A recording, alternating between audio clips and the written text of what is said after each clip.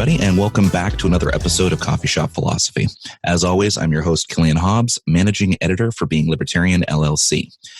Today, wanted to talk a little bit about the upcoming election, and particularly a candidate that we actually have joining us today, just to go through some of the aspects of where the LP is going with certain things, some of the different ideas that you're seeing coming out of the LP on very different extremes as far as the party is concerned, of course. Today, I'm joined by Vice Presidential candidate Spike Cohen. Spike, how are you doing today? Good. How are you doing? I'm doing well. So, just for anyone that might not be aware of your campaign or people that maybe they're looking for a little bit more on the campaign, why don't you tell us a little bit more about you?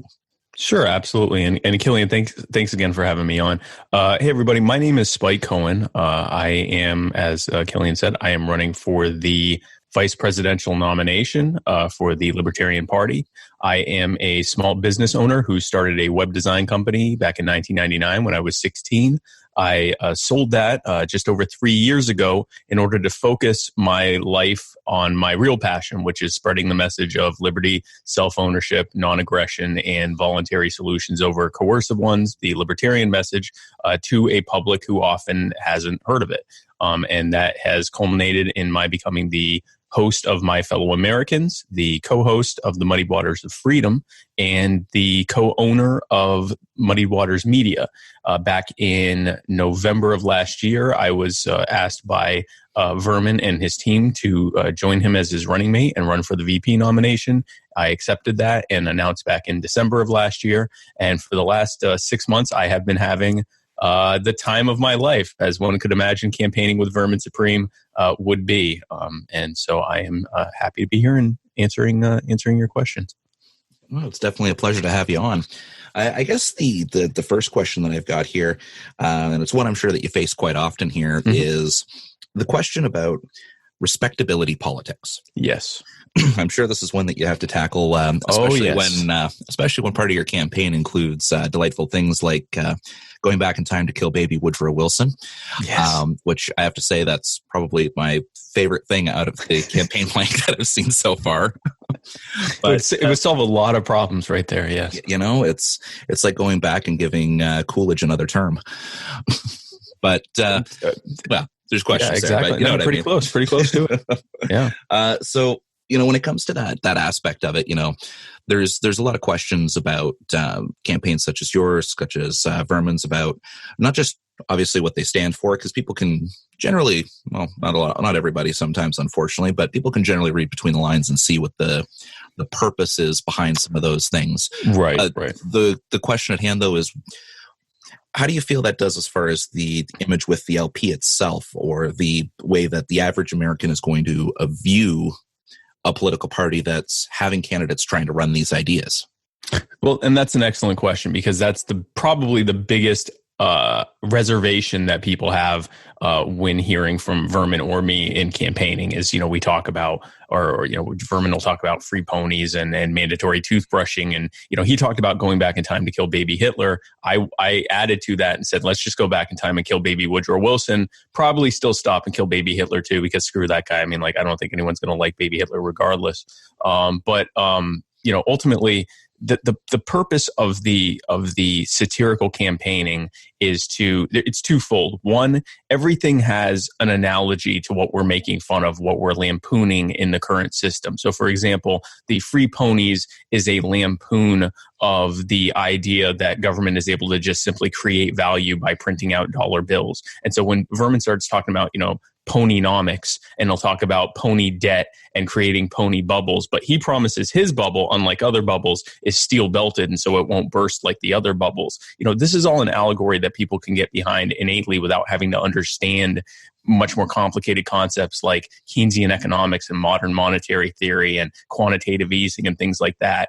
And even if they could understand it, they don't want to hear it. If I go into a group of people and say, hey, everyone, who wants to talk about Keynesian economics?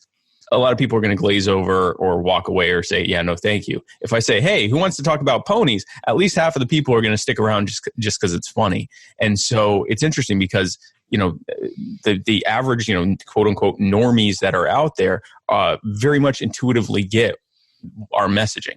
Again, the ponies are an allegory for the Keynesian stuff. The basically for the Federal Reserve. The mandatory toothbrushing is an allegory for nanny state laws, like seatbelt laws and helmet laws and things like that. How much more or less absurd is it for the government to tell you have to brush your teeth than for the government to tell you that you have to wear a seatbelt? And how is it any of their business? And those types of things. The zombie power, where Vermin says that he's going to put zombies on a giant treadmill and or hamster wheel and dangle brains in front of them for unlimited energy. That is an allegory for this constant promise we get of free or cheap pollutionless energy that's going to come from some source if we just spend another $1 trillion researching it, and it doesn't really ever come to fruition. And just empty promises from politicians in general. All of these things, and the going back in time to kill the baby tyrants, all of that is an allegory for government constantly. We always have a boogeyman.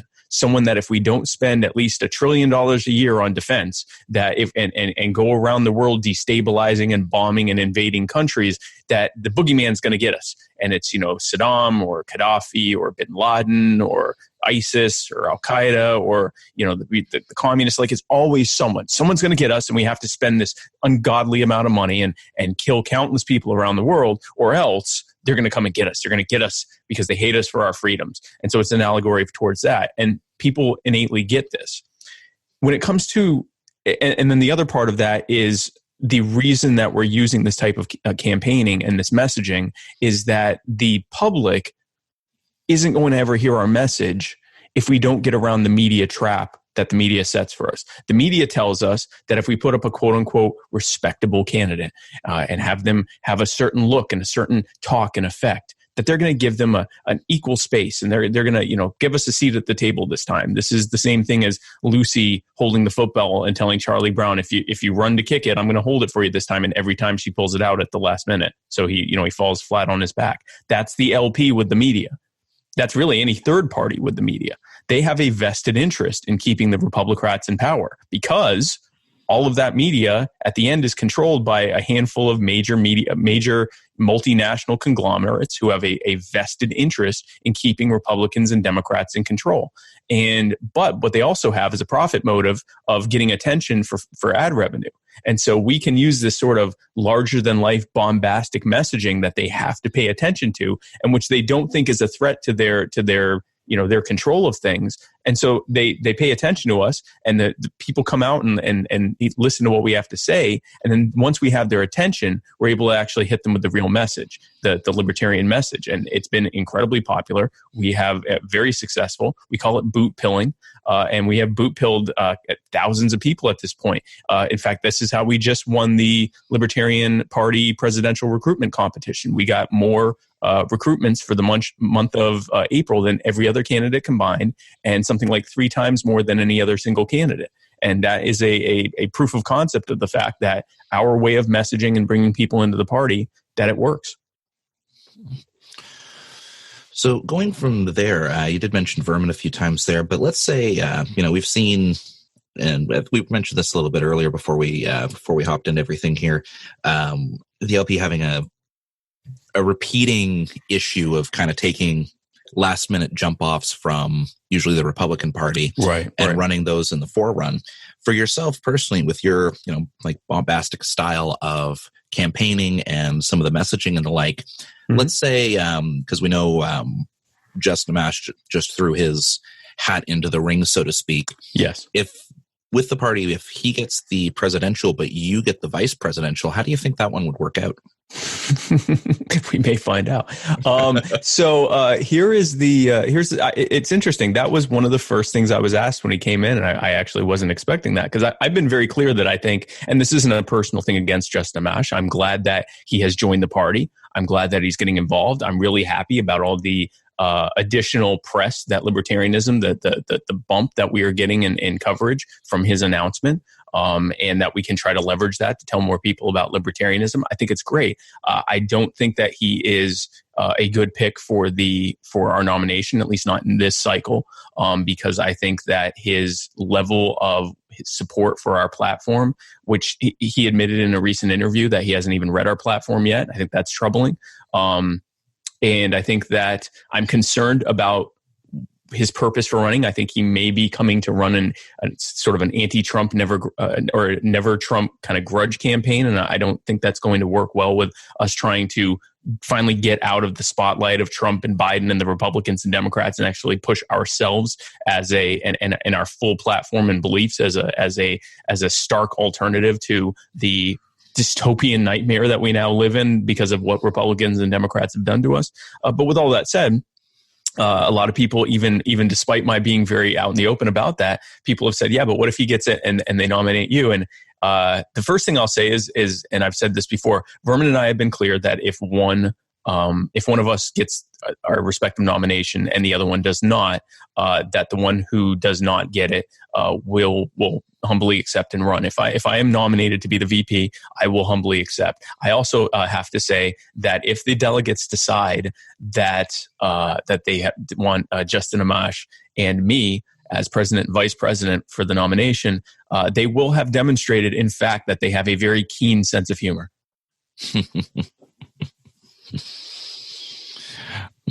So, with the I leave that one to the audience. Now, with that one covered, with that question there, one of the things that I guess that's an important question to ask is obviously when you see this type of satirical campaigning and the like, there's always the question in the air of, what happens if or when you do win? Like, let's say, we obviously know the kind of obstacles that exist to that between the general media, general public awareness of what the platform stands for, everything else like that. Mm-hmm. But let's say that VP ticket goes the distance because Americans decide that for once they don't want to elect someone with a history of sexual assault charges. Let's say they decide to go that route for once, and right. The LP actually, this is the year that they make that jump ahead, and it's got a Vermin spike ticket. They take it to the top. What do you do in a case where a satirical campaign actually wins? Well, then we govern based on the libertarian principles, and that's the beauty of this. Now, before we get into we can pivot back to that later.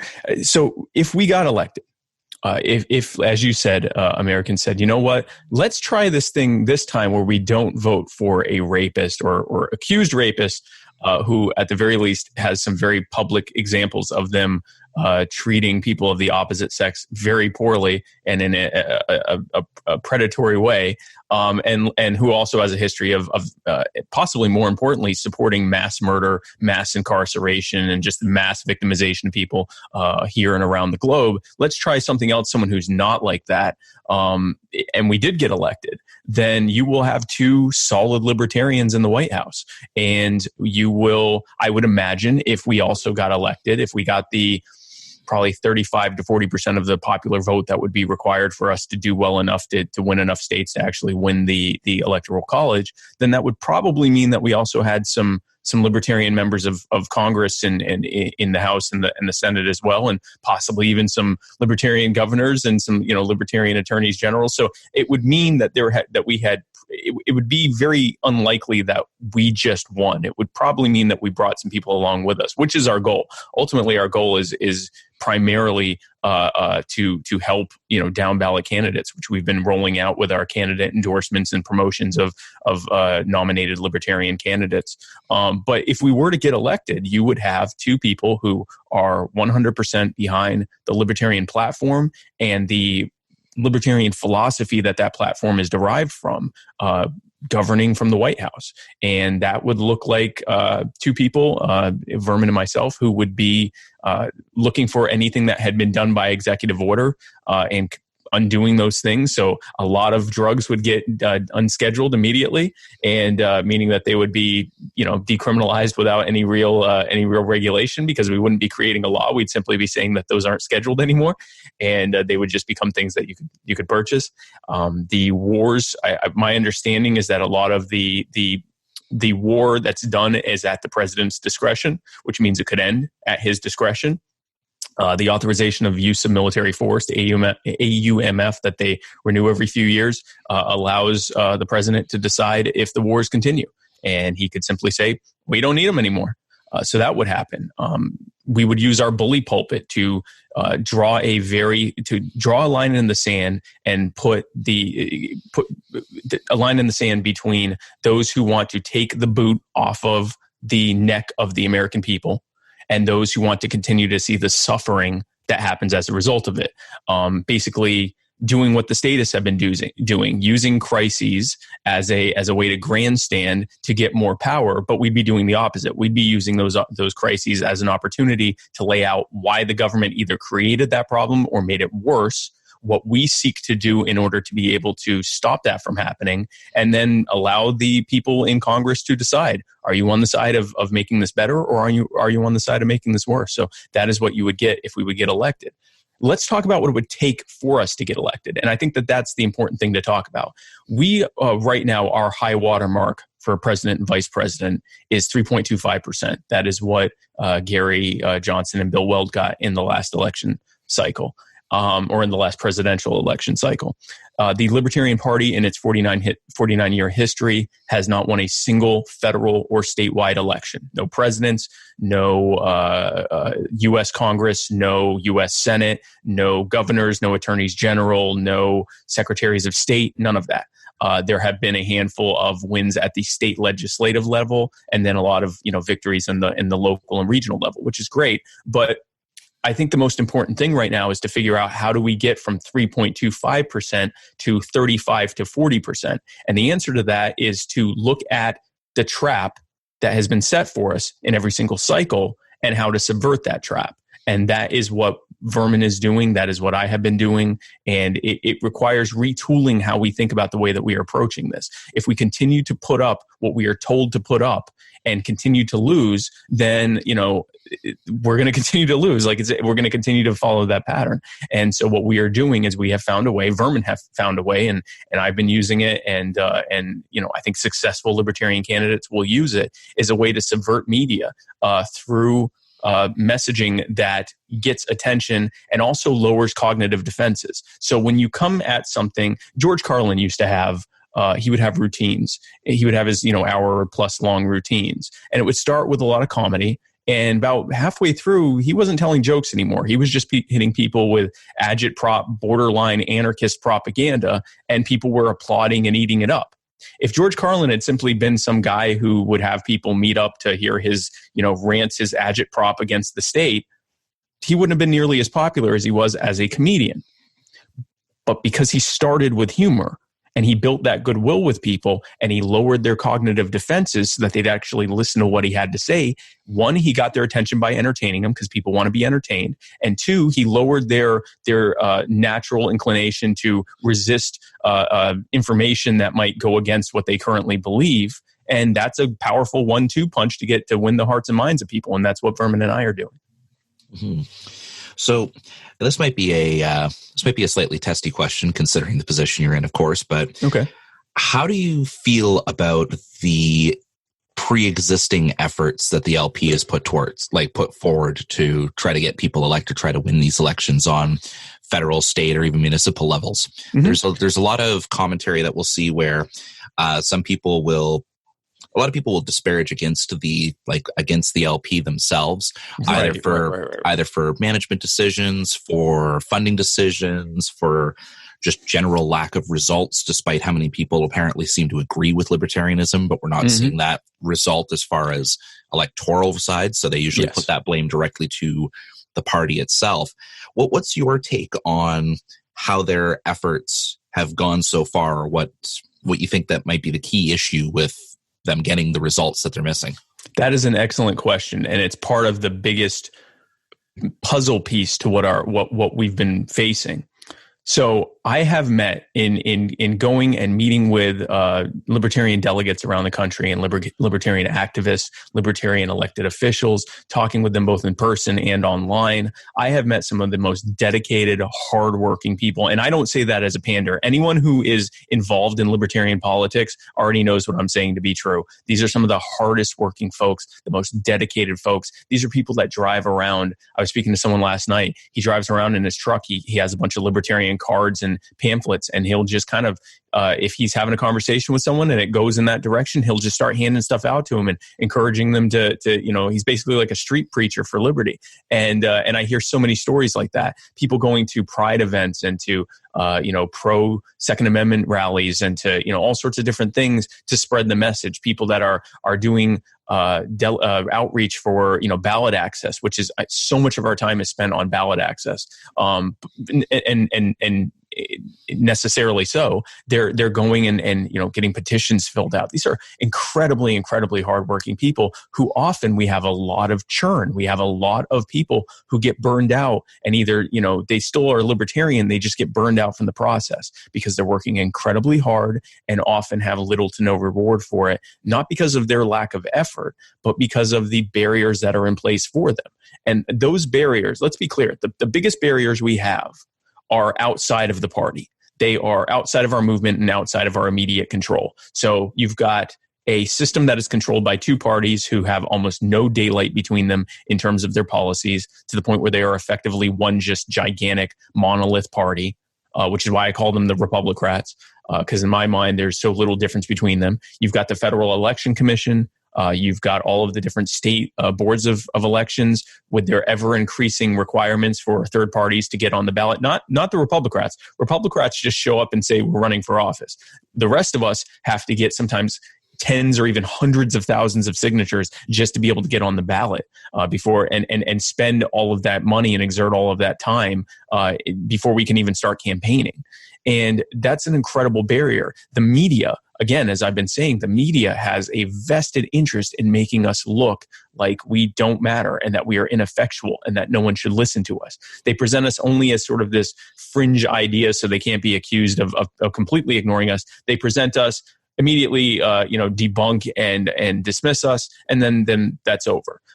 So this is not when I talk about the fact that we've never won a state or federal election, this isn't to bash the people that are doing this. The people that are doing this are trying as hard as they can. What I am saying is that we have 49 years of proof, and especially in the last 3 or 4 election cycles, the most recent, we have at least 20 years of proof that continuing to do as the state tells us, as the state and its functionaries and corporate media tell us to run candidates, that's obviously not going to work. They're not going to give us a seat at the table. They're going to continue to sort of, ignore us or pay minimal attention to us, only to try to make us look, like we have no idea what we're talking about, and continue to grow the state exponentially.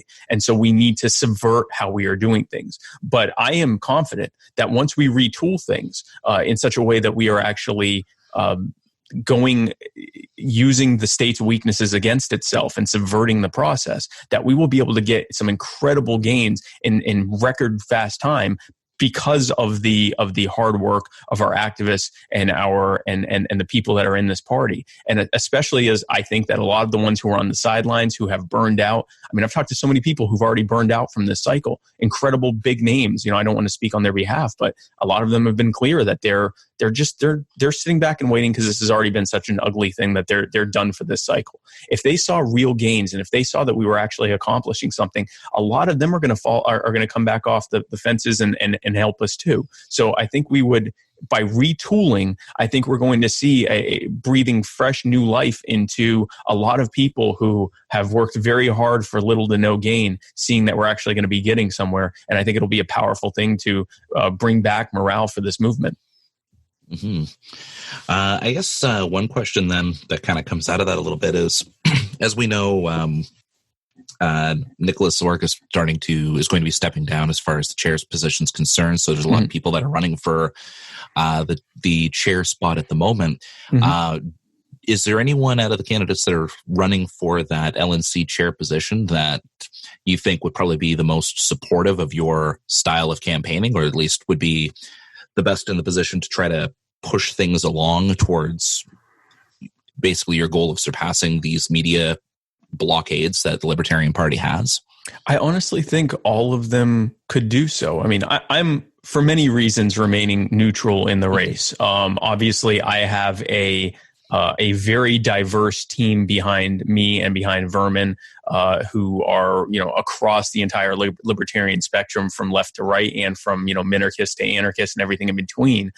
So I don't feel comfortable saying, I pick this person or this person or this person, because there is a wide level of disagreement between our team who that person should be, and I don't want to be seen as speaking on their behalf. Also, just on a personal note, I actually had someone ask me privately, who I picked. I'm truly neutral on this. I will say this: I believe that of the three I know, there's a fourth that just got in, and I forget his name, but he just announced. I honestly know nothing about him, to the point where I don't even I can't remember his name at the moment, but I saw someone post, I think yesterday or the day before, that they're now in the race too for chair. After I hear more about them and discover more about them, I'm sure I'll have thoughts about them as well. But I'll have to leave him out of this for now, just because I don't, like I said, I don't even know his name at the moment. But between Mike Shipley, Josh Smith, and Joe Bishop Henchman, I consider all of them friends. And I think each of them, we're in a very enviable position in that race, where any of those three, if they won, I think we'd do well. I think they all have their particular strengths, but I think that we would be well served by any of those three. In terms of which one would be more conducive to or supportive of our style of campaigning, after speaking to all three of them, I have no reason to think that any of them wouldn't be. I think that, again, each of them would have their strength in that regard. But I think any of them, I think they all have a recognition of what it is that we're doing and the purpose behind it. And I think that any of those three, I think any of Mike, Josh, or Dulop.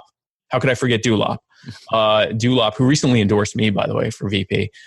Any of those four, I think, would do well in the position of chair, and also would do well in terms of having congruence with our type of campaigning. I guess we'll wrap things up here a little bit here. So I guess just one last real question for you then would be, okay, as far as just a main takeaway. So people that are observing your campaign, that are seeing like the way the election cycles have been going, seeing this new type of messaging, if there's one takeaway where you could look someone directly in the face and say, this is the thing I want you to take away from what we're doing, what would that be? It would be that we want to have victory that we've never seen before. Something I've been asking people is a very simple question. Do you want to be free in your lifetime? Or at least be working, really seeing real steps towards your being more free than you were yesterday, instead of this sort of endless march towards less and less freedom? Do you want your loved ones to experience that same freedom in their lifetime? I know I do. And I believe that the only way that's ever going to happen is if we start to really make major changes to the culture. I forget who said it first, but politics is downstream of culture. The progressives and the big government status figured out a long time ago that it doesn't matter who wins the election as long as they control the conversation. Because ultimately those politicians are either going to, at least to some extent, bow to public pressure on things, or they're going to get replaced with someone who does. And so they've understood that it's important to control the culture and the cultural conversation. And I believe that we should be doing that. For those who want to say anything about respectability, we are currently governed by a bright orange man who speaks at a low growl or a low scream and gold plates everything. And he's been the butt of pop culture jokes for 40 years. So I reject that concept of respectability. People respect what they perceive to be as boldness and fearlessness. And I think that Vermin and I have demonstrated that.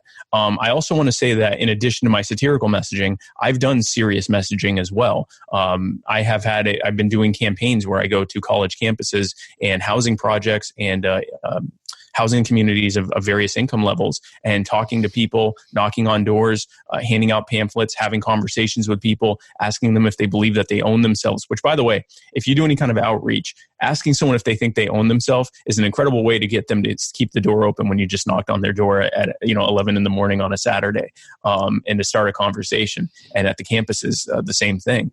And talking to them from their precepts, talking to them from their. Do I have enough time to give an example with my campus outreach? By all means. Okay, so I just want to make sure. So I, in doing my campus outreach, for example, I would, I'd go up to people, I'd hand out pamphlets. I was helping to grow those various campus LP affiliates, and to help them kind of grow that affiliate by getting a boost to membership. And so I would hand out pamphlets to whatever their next event was. And I would ask them, I'd open by saying, I want to ask you, I'd say, my name is Spike Cohen. I'm running for vice president. I have a question for you. Do you own yourself? And I'd say at least 98% of the people I stopped would stop and actually answer the question and start having a conversation with me. And often us having a conversation would lead to other people coming over. And now I'm speaking to a group of 5 people or a group of, 20 students. Sometimes I think the biggest group I talked to was almost 30 people. And it was the same thing. You'd start with that conversation. And then once I'd hear their thoughts, and I got all sorts of different types of answers as to whether they thought they owned themselves or not, then I would ask them what they thought about the government. State government and the federal government. And I'd get all sorts of answers. But most of them, again, these were typically liberal arts schools. Most of them were, they're against the war. They're against the war on drugs. They're against police brutality. But, government overall is a good, necessary thing. And, we do need to have it more involved in our lives in certain ways and less involved in other ways. But overall, government's good. And we just need to change it and make it more of something that exists in service to us. And I say, that's interesting. Let me ask you something. What is your biggest concern? Almost all of them said either student debt or whether they'd be able to get a job in their preferred field of work once they got out of college, essentially to pay their student debt and to live off of. And I'd say, cool. Let me ask you something. What is your major? And they would tell me whatever it was. And I'd say, why did you pick that? And they, again, almost all of them would say to get into my chosen field of work. And I'd say, well, that's awesome. Let me ask you this. What if instead of having to go to college for 4 to 8 years and running up tens or even hundreds of thousands of dollars in student debt, you could just intern or apprentice under someone who's already doing what you want to do and learn directly from them and others who do what they do, how to do what you want to do. And instead of having to spend all this money and time, you would instead work for free or a small stipend to, cover your basic living expenses, but you're not spending all these, ridiculous amount of money. And you probably would be able to finish up what you're doing in a matter of a year or two, because instead of doing all of this, superfluous stuff that has nothing to do with your chosen field of work, you're just learning how to do the job directly.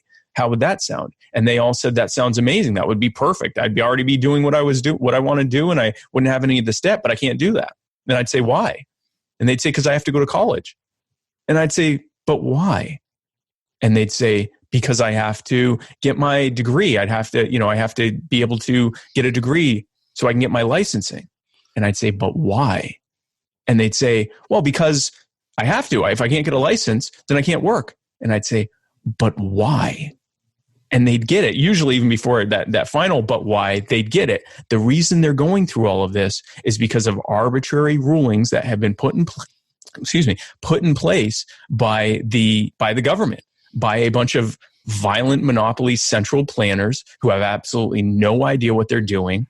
They were put in office because they pandered the best of anyone else, and now they are controlled by cronies who have them create these rules in order to protect their interests. It has nothing to do with helping us or protecting us or anything else. That is the libertarian message. When we talk about ending the cult of the omnipotent state in our statement of principles, what we are talking about is ending the idea that government is something that is there to protect us, and helping people to recognize that the state and the government almost always is the main barrier, the main blocker, the main thing that is in the way of you doing better in life.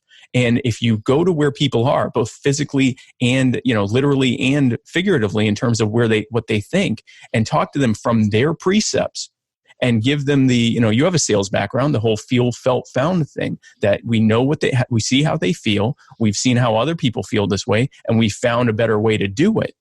then we can win hearts and minds. And once we have their hearts and minds, now we can share with them the full platform, the full belief, the most inspirationally disruptive message that exists in politics, the libertarian message. You own yourself, you own your life, you own your body, you own your labor, you own your property, and no one should be able to take any of those things from you. And we'll stand by your side to fight against anyone who does. And that is what I will do. Whether I get the nomination or not, I will be doing the same thing this year. I will be going around the country, helping grow local and campus affiliates and help people to understand the best way to spread that message and to bring people into the party and to, radicalize others, for lack of a better term, to do the same once I'm no longer there, to continue to bring people in using that style of messaging. And that is my promise to the LP. And if in giving my message to the party that they choose to pick me, then I will humbly serve. I guess just last thing here then would be: is there anything else that you'd like to say or like to get out there for the audience, just kind of as a closing note? Sure. Well, I think that was pretty much. That was pretty much a closing note, but sometimes there's that last thing that gets in your head, Well, when you said, "Is there one last thing you want to tell people?" I'm like, "Oh crap, that's it. This is the last question." So I just said everything. So I guess really all that's left is how to reach out to me. So my website is spike2020.com. It is very much a satirical website. It is designed for normie messaging to get people in who aren't interested in politics and have them see this kind of farcical thing. And it's been incredibly successful in getting them in and I've had a ton of people message me and say, what is this about? This can't possibly be real. And that's when I give them the serious, libertarian message. So that's my website. My social media, which is more of a mix of serious and satirical stuff, is on Twitter. You can go to @RealSpikeCohen. And on Facebook, if you're putting it in in an address bar, it's facebook.com/literally Spike Cohen. Or if you are searching for it in the Facebook search bar, it's Spike Cohen, your next VP.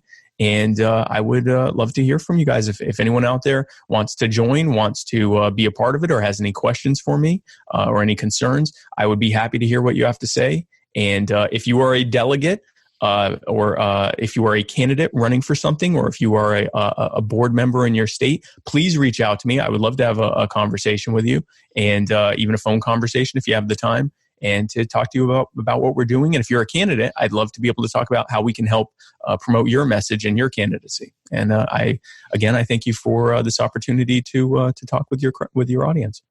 It was definitely a pleasure to have you on.